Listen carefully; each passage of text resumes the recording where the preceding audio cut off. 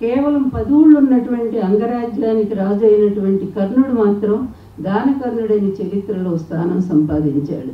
మరి అంత చక్రవర్తి సంపద ఉన్నా కూడా దానం చేసే స్వభావం లేనప్పుడు ఏం చేయలేదు.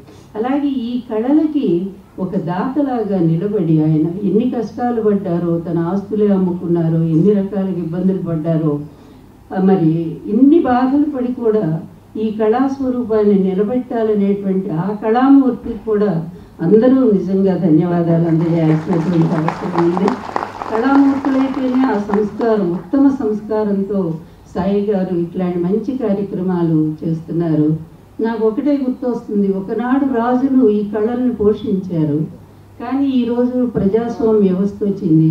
ఈ ప్రజాస్వామ్య వ్యవస్థలో ప్రజలే రాజులయ్యారు. కనుక ప్రజలు పోషించాల్సినటువంటి కళలు ఏ కొద్ది మందికో పరిమితం చేస్తే పాపం వాళ్ళ మీద సంజయ్ చెప్పినట్టు ఎంత భారం పడుతుంది అది ఆలోచిస్తే.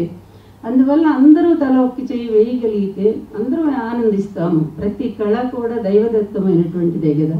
Art is gift which is given by God.